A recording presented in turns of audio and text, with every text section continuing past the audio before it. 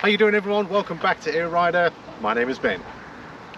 Scooters are not necessarily my strong point and my knowledge is pretty lacking, so when I saw the opportunity to come and have a look at the Adventure 350, I was very intrigued to come down and take a look. So a special thanks to Moran's Bike Shop here in Drumshanbo in County Leitrim for having the bike available for me to come and have a look. I'll leave their details if you want to check out the selection of bikes. Tig and his team here are very good, so be sure to check them out. But here we go. As I said, my knowledge on scooters is pretty limited. I had a look at the 125 Super Cub. I think it was last year I made a video. You're welcome to check that out if scooters are your thing. But what interested me the most was the Adventure tag on this, and basically what they've done is they've given you long suspension and they've given you these sort of semi-knobbly tyres as well, and of course they've got knuckle guards. The bike does look a bit like it has got some adventure styling to it, so I wanted to come down and have a good look at it and of course show you guys too. So hopefully you'll stick around, give me a thumbs up, leave a comment if this is your thing. Are you in the market for a scooter? Is this possibly one of your bikes? Let me know down below. And if you're here for the first time, you know what to do, hit that subscribe button. So let's get into it and find out a bit more about this motorcycle.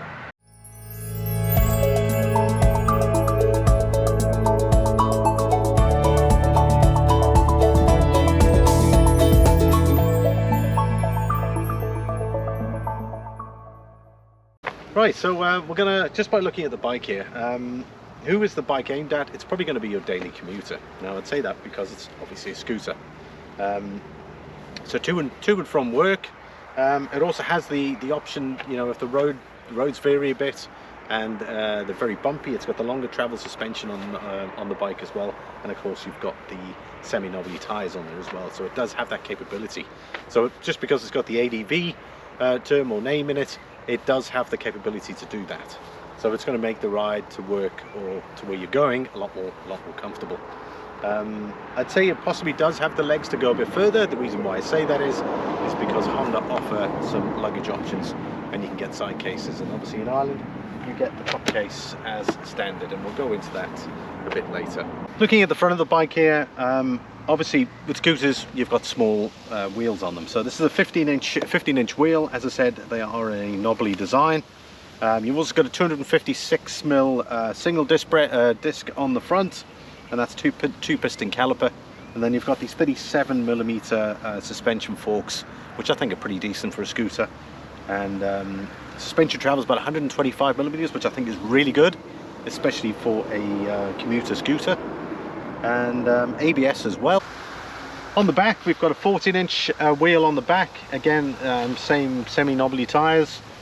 We've got a reservoir filled twin shock system, and that will deliver about 130mm of suspension travel, and you've got a 240mm single piston disc on disc brake on the back. Okay, looking at the front, we've got LED daytime running lights located on the left and right, our low beam and high beam in the middle here, and we've got LED side indicators for the front. Looking at the back, we've got the LED rear lights assembly, LED indicators, also with the emergency stop system. Normally when it comes to engines, I've normally got an engine for you to actually have a look at, but unfortunately it's all encased in. So the engines are 330cc. It's a 4-stroke single overhead cam, liquid cooled, single cylinder. Develops 21.5 kilowatts. I'll put the brake horsepower on screen, and you're looking at 31.5 Newton meters. Fuel tank size, well, first of all, it's located down here, and there's a separate switch for it, but it's 11.7 litres fuel tank size, which I think is pretty good for a scooter. Fuel consumption, you're looking at 3.4 litres per 100, and I'll put the kilometres per litre there on screen for you, like 29.3 or something like that. So not bad fuel consumption for the size tank you actually get with the scooter.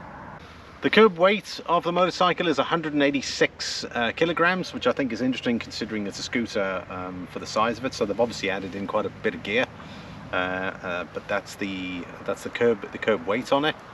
And you're looking at a seat height of 795mm. Ground clearance is 145mm.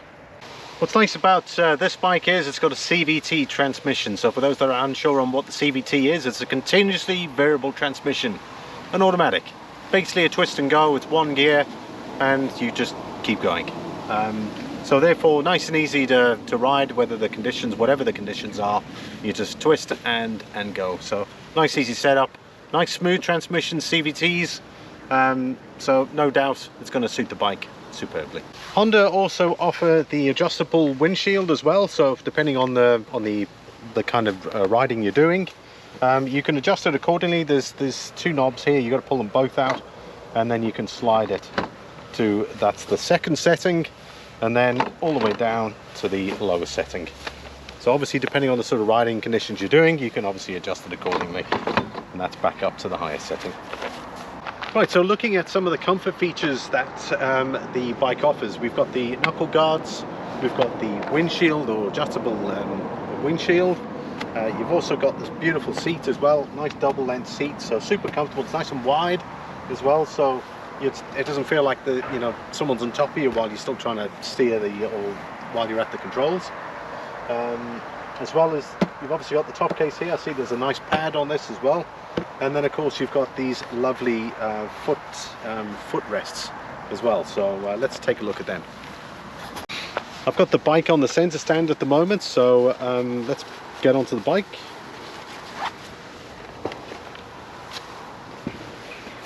Okay, so we've got our normal position where our feet are here, and of course you can also put your feet up there as well.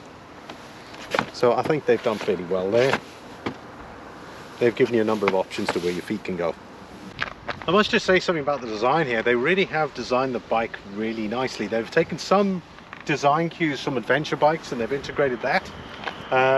You've also got the way they've got the passenger foot pegs, nicely designed, and of course flush with the bodywork as well, so that it doesn't look like they're sticking out too much. Again, they've got the footrests guards nicely integrated with the bike there, and likewise this lovely contoured seat, and of course they've got the back section here for the top case. Likewise with the knuckle guards, they've integrated everything quite nicely, even from the design of the mirrors here. Everything's contoured nicely, and I must admit the actual lighting system looks very good, and then you've got this nice front as well. Right, let's look at the seat height. Seat height 795 millimeters. Let's do the seat test. Let's take a seat and see how comfortable it is.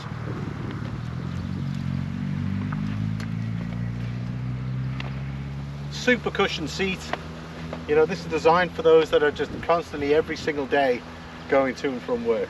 Must admit my knees are over here. My height is 5'11", just for those that are going to ask. I keep forgetting to put that in my video, so apologies for that. But I think reaching over is no problem at all.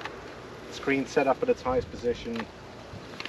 The seat is well padded, so I reckon you'd be very comfortable with that. Getting off is a doddle. Voila. Right, let's get it started and see how she sounds. To start the bike, push it down. Sorry, there we go. Then slide it over. You've got to hold the rear brake, which is on the left. And that's it. Nice and quiet.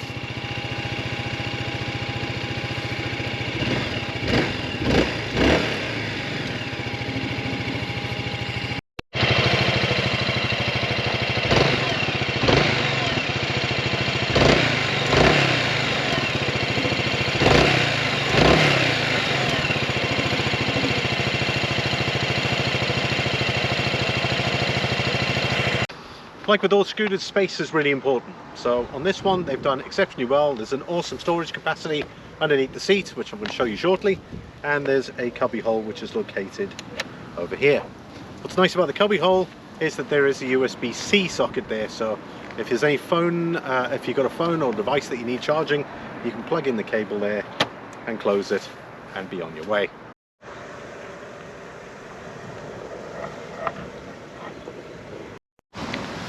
To open the seat, you need to make sure it's on seat and fuel setting, and then you've got these two switches here. That's for the fuel flap, and that's for the actual seat. You'll hear it pop, and it's ready to open. Well, so open it up, just simply lift that up, and of course you've got space there for two helmets, two full face helmets.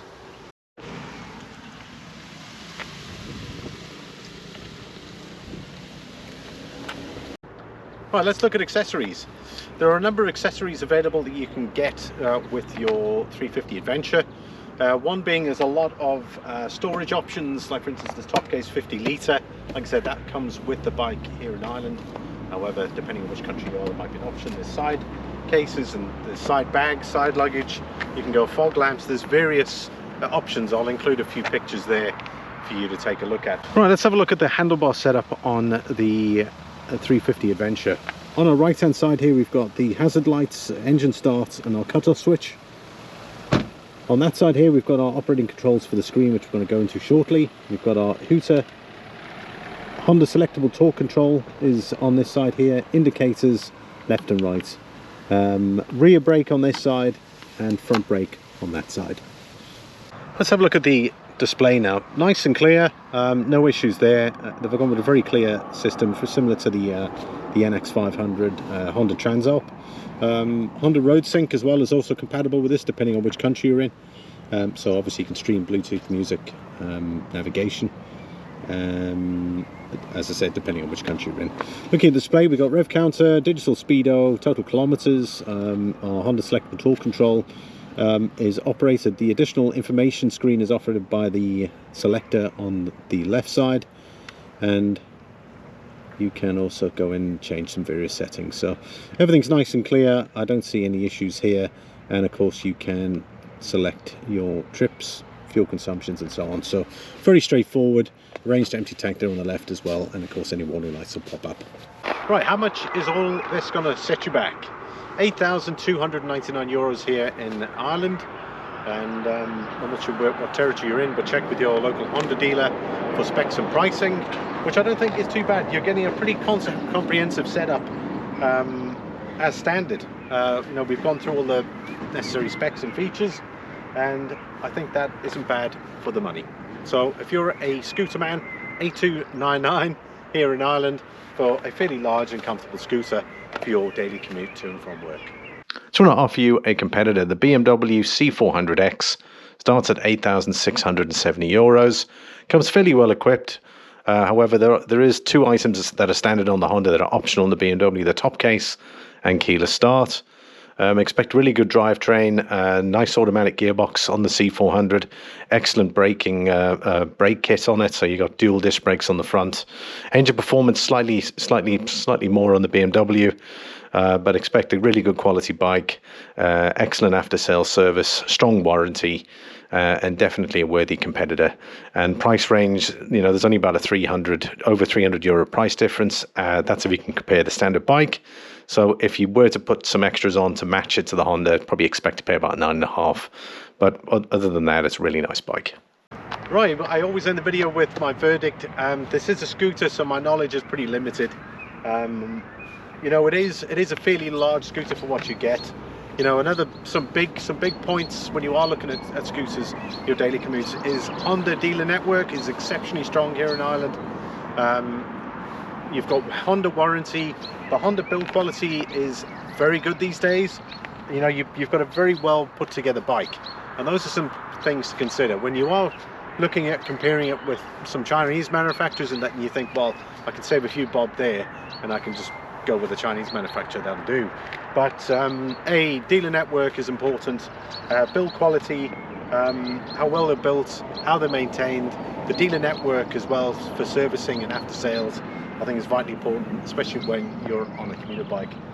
So if I was in the market for a large and comfortable scooter for that sort of price range, this is a bike I would definitely consider. I like the ability that you can take it off-road. I've seen numerous videos there on YouTube where guys have taken these things heavily off-road, and they look like they're capable, they can do it. You've got 11.7 litre fuel tank as well, so range-wise you can go a little further if you have to go into the mountains. It wouldn't be I'd be quite shocked to see one of these if I took my BMW GS bike out to the mountains and I saw one of these on the trail.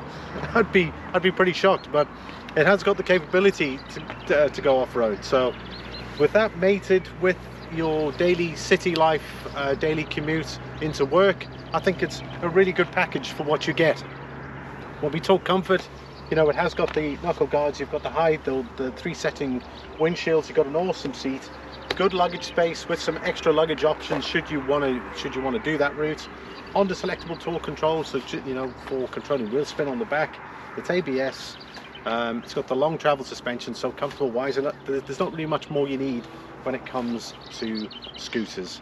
And with that, thanks very much for watching, everybody. I hope you've enjoyed the video, and again, thanks so much for watching, and I'll see you all in the next video. And don't forget to please give me a thumbs up, comment down below, and subscribe if you're new. Take care. Bye bye.